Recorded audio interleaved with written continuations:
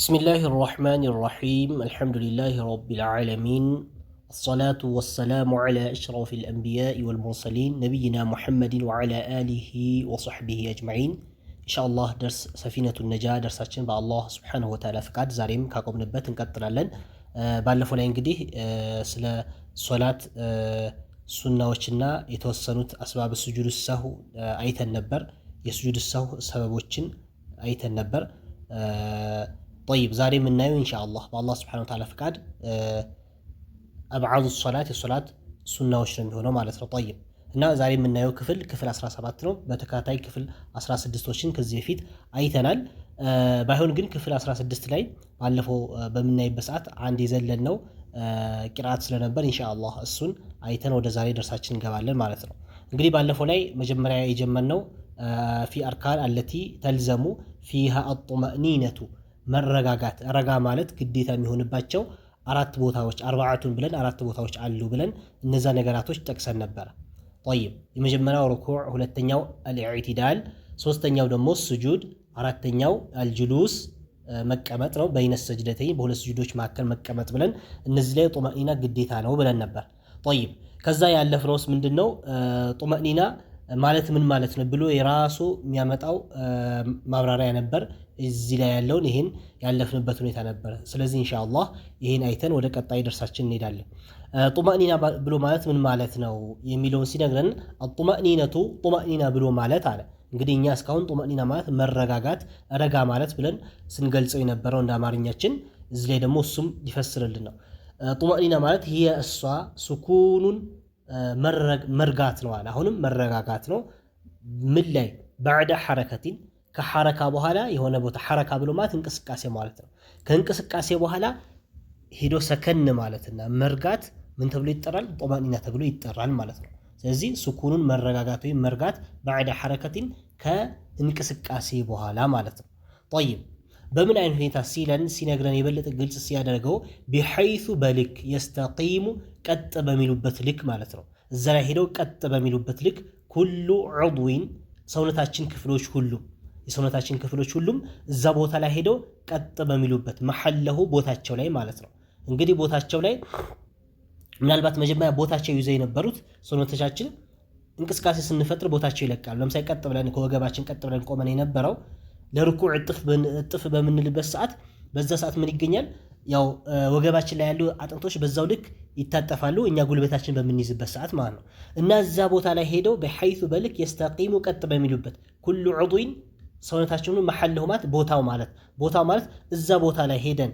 ሩኩዕ በመናረግበት ሰዓት የራሱ የሆነ ቦታ አለው እዛ ቦታ ላይ ሄዶ ቀጥ በሚልበት ልክ ማለት ነው እና ደርሶ መልስ ከሆነ አሁን ቀጥ ማለት ነገር አይገኝም ማለት ነው አሁን ጡማኒና ከሌለው ወዲያው ድርስ ብለን ምልስ ምንል ከሆነ ደርሶ መልስ ከሆነ እዛ ቦታ ላይ ምን ኢስቲቃማ አይኖርም ቀጥ ማለት እዛ ቦታ ላይ አይገኝም ማለት ነው ግን ጡማኒና ስናደርግ ግን እዛ ቦታ ላይ ሄዶ ቦታው ላይ ረጋ ይላል ማለት ነው ሰውነታችን ማለት ነው طيب بقدر በልክ ሱብሃንአላህ ባይሆን ልኩ ምን ያክል ነው ቢያንስ እንደው እዛ ላይ ጡማኒና መቆየት ያለብን ምን ያክል ነው ከተባለ بقدر በልክ ሱብሃንአላህ በሚለው ልክ ማለት እዛ ላይ እንግዲህ ሩኩዕ ባደረግንበት ሰዓት ቢያንስ እንደው አለል አቀል በጣም አነስተኛ ከቆየን ሱብሃንአላህ ብለን ምንልበት ያክል መቆየት ማለት ነው ምናልባት ወይ ምናደርገው ተስቢህ ሱብሃነ ረቢየል ዐዚም ሱብሃነ ረቢየል አዕላ እነዚህ አንዴ እንኳን በትክክል ማለት ምንችልበት ያክል ሱናው መቼም ሶስቴ ማለት ነው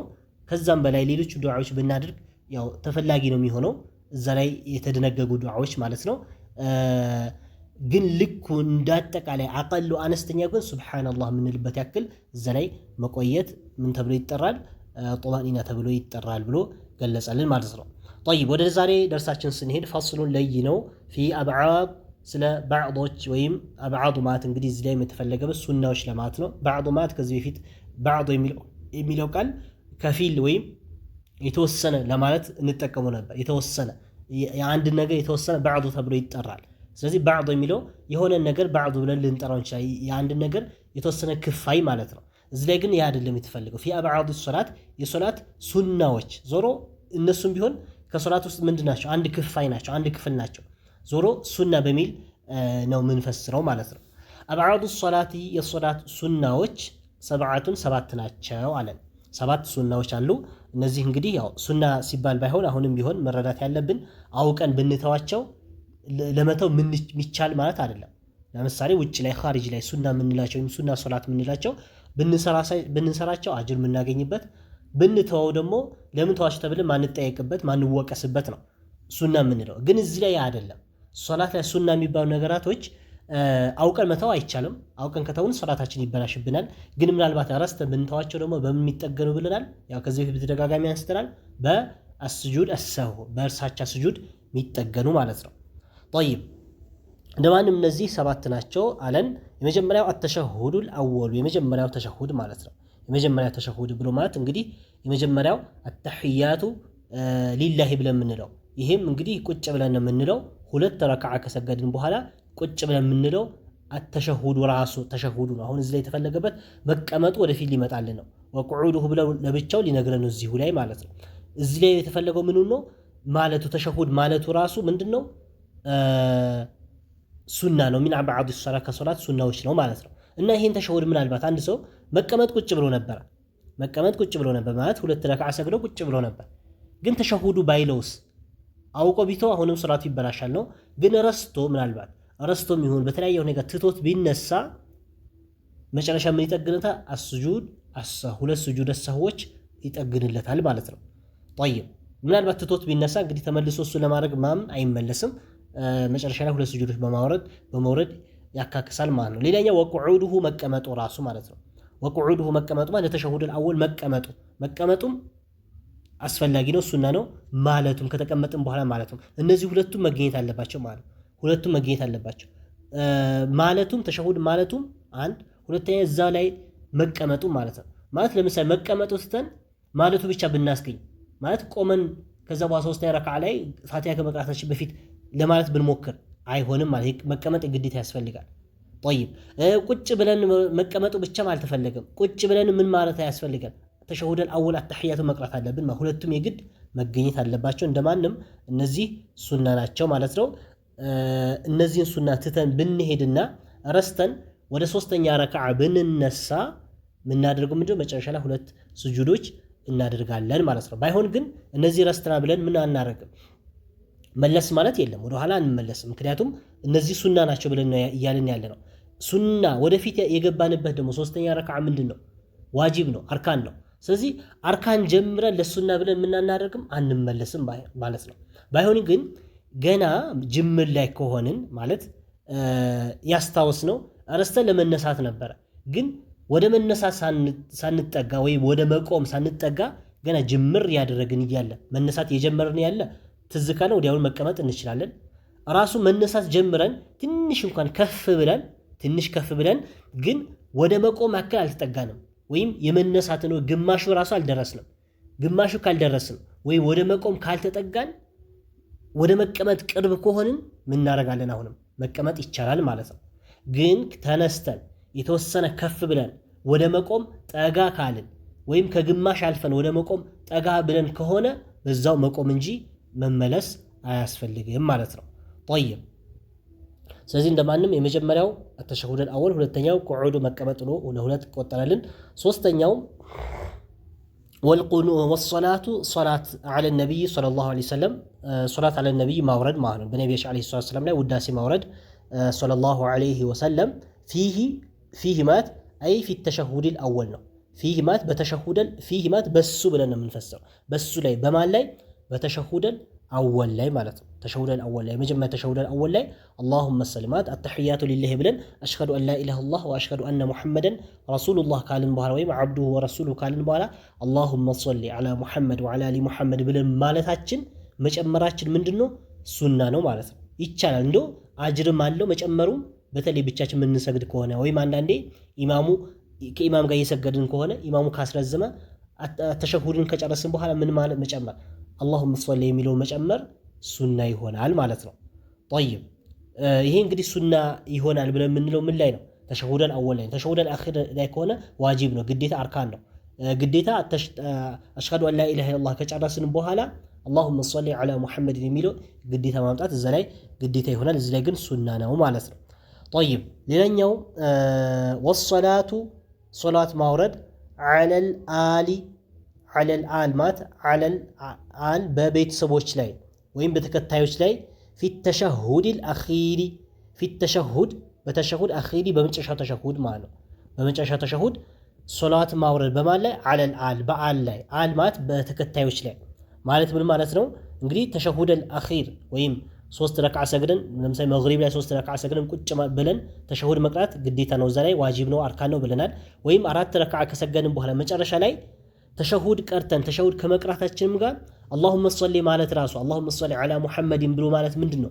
አርካን ነው ብለናል። ከዚህ በፊት ተነጋግረንበታል። ግን እዛ ላይ ሱና የሆነ ነገር ምን አለ? አላሁመ ሶሊ ዐላ ሙሐመድን ብለን ከጨረስን በኋላ ወዐላ አሊ ሙሐመድ የሚለው ማምጣቱ ምንድነው? ሱና ነው እያለ ነው። ዐለል አሊ ብሎ ማለት ምን ማለት ነው? ወዐላ አሊ ብለን የምንጨምረው ጭማሪ እሱ ሱና ነው። ባንጨምረው ሶላታችን አይበላሽም ማለት ነው። ጠይብ ግልጽ መሰለኝ። አላሁመ ሶሊ ዐላ ሙሐመድን ይሄ እንግዲህ ትክክለኛውና ዋናው አላሁመ ሶሊ ዐላ ሙሐመድ የሚል ይሆናል ማለት ነው። ከዛ በኋላ ወዐላ አሊ ሙሐመድ ከማ ሶለይተ ዐላ ኢብራሂም ወዐላ አሊ ኢብራሂም ኢነከ ሐሚዱን መጂድ ወባሪክ ዐላ ሙሐመድ ከማ ባረክተ ዐላ እያልን የምንጨምረው ነገር ምንድነው? ሱና ናቸው ማለት ነው። ዋናው አላሁመ ሶሊ ዐላ ሙሐመድን የሚለው ያ ነው ማለት ነው። ግን ያው ነቢያችን ዓለይሂ ሰላም ተሸሁድን በሚያስተምሩበት ሁኔታ እንደዚህ አላሁመ ሶሊ ዐላ ሙሐመድን ብቻ አይደለም የሚያስተማሩት። ከመጀመሪያ እስከ መጨረሻ አላሁመ ሶሊ ዐላ ሙሐመድ ወዐላ አሊ ሙሐመድ ከማ ሶለይት የሚለውን ነው። በተለይ ተሸሁድ ላይ ተጠይቀው በተለያየ ሁኔታ እንግዲህ ሐዲሶች በጣም በብዙ በተለያየ ሁኔታ የተዘገቡ ሐዲሶች አሉ። በዛ ላይ ሲያስተምሩ ሙሉ አድርገው ነው ያስተማሩት ማለት ነው። አላ ኩል አህዋል እዚህ ላይ እያለን ያለው ምንድነው? አል ላይ መጨመራችን ሱና ነው። ግዴታው አላሁመ ሶሊ ዐላ ሙሐመድን የሚለው ነው እያለ ነው ማለት ነው። ጠይብ ስለዚህ ፊት ተሸሁዲ በተሸሁድ ላይ አኺሪ በመጨረሻው ላይ። ሌላኛው እንግዲህ እነዚህ ስንት ጠቀሰልን? ወደ 4 ነገራቶች ጠቀሰልን። ሱና የሆኑ ነገራቶች ተሸሁደል አወል 1 ቁዑድ መቀመጡ ለዛው መቀመጥ፣ 2 ሶላት አለ ነብይ እዛው ተሸሁደል አወል ላይ፣ 3 ወሶላቱ ዐለል አሊ መጨረሻው ተሸሁድ ላይ። እነዚህ 4ቱን ነገረን ማለት ነው። ከዚህ በኋላ የሚመጡት እንግዲህ ትክክለኛ ሱና የሆኑ ነገራቶች እነዚህ ናቸው። ከዚህ በኋላ የሚመጡት እነዚህ 7 ብሎን ነበር። 3ቱ ሚን ሐይሱል ሐዲስ ከሐዲስ በኩል ማስረጃ ይላቸው ማለት ነው። እዚህ ላይ የምናገኛቸው ማለት ነው። 1 ቁኑት አለ ወልቁኑት አለ። ቁኑት ብሎ ማለት እንግዲህ 2 ረክዓ ከሰገድን በኋላ ዱዓ ማድረግ ወይም ሱብሒ ሶላት ላይ 2 ረክዓ ከተሰገደ በኋላ ቁኑት መደረጉ ማለት ነው። ሱብሒ ሶላት ላይ 2 ረክዓ ከተሰገደ በኋላ ቁኑት መደረግ ሱና ነው እያለ ነው። ሱና ነው ማለቱ ምን ማለት ነው? አሁን እሱ ሱና ነው ካለን ከተው ነው ምናልባት ወይ ረስተን ብንተው ምን እናደርጋለን ማለት ነው? ሱጁድ ሰህው እንወርዳለን አባባል ነው እንግዲህ እያለ ያለው ማለት ነው። ወቂያሙሁ ቆመን ማለት ፈጅር ሶላት ላይ ሱብሒ ሶላት ላይ ከሰገድን በኋላ 2 ረክዓ ከሰገድን በኋላ ከዛ በኋላ 2 ረክዓ ሩኩዕን ከጨረስን በኋላ ከዛ ከሩኩዕ ተነስተን ኢዕቲዳል ላይ እያለን ቁኑት ማድረግ ልክ ያው አብዛኛው ጊዜ ብዙ ሰዎች የሚያውቁት ምን ላይ ተራዊህ ላይ ዊትር እንደሚሰገደው ማለት ነው። ዊትር ላይ ዱዓ ተደርጎ አሚን እንደሚባለው እዛ ላይ እንደዛ ቁኑት ማድረጉ ሱና ነው እያለ ነው። ጠይብ ሌላኛው ወሶላቱ ሶላት ማውረድ ወሰላሙ እንደዚሁም ሰላም ማውረድ ዐለ ነቢይ ሰለላሁ ዐለይሂ ወሰለም በነቢያችን ወአሊሂ እንደዚሁም በቤተሰቦቻቸው ወይም በተከታዮቻቸው ላይ ወሰሕቢሂ በሰሃቦቻቸው ላይ ፊሂ እዚሁ ቁኑት ላይ ፊሂ በሱ ላይ በማን ላይ በዚሁ በቁኑት ላይ ማውረድ ሱና ነው ማለት ነው። ጠይብ እና ሱና ብሎ እያመጣው ነው።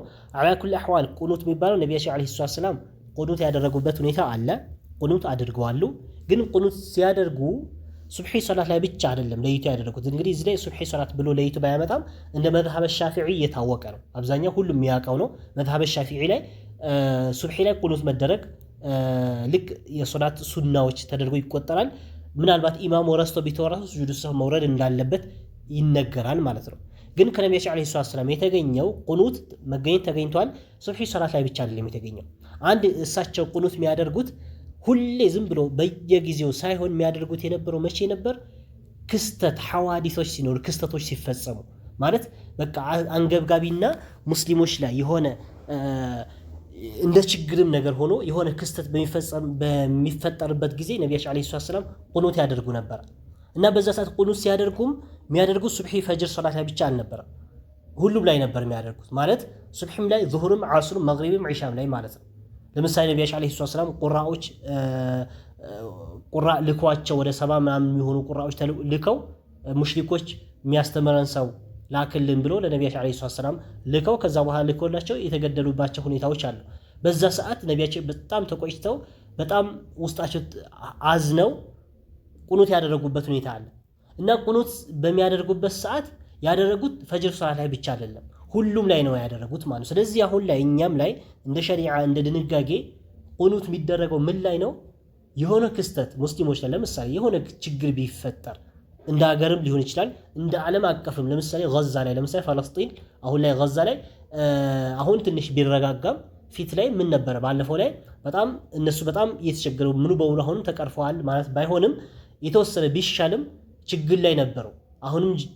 አሁንም ጭምር ያው ዱዓ ያስፈልጋቸዋል እና በዛ ሰዓት ቁኑት የሚደረግበት ሁኔታ ነበር። እንደ ሀገራችን ተጨባጭ ሁኔታ በተለያዩ መስጂዶች ቁኑት እየተደረገ ነበር እና ቁኑት የሚደረገውም ሱብሒ ላይ ብቻ አይደለም ማለት ነው። የሆነ ችግር በሚመጣበት ሰዓት እንዳጠቃላይ ምን ላይ ኢማሙ 5 ወቅት ሶላት ላይ ቁኑት ያደርጋል። ያ ችግር በሚነሳበት ሰዓት ቁኑቱ ይተዋል ማለት ነው።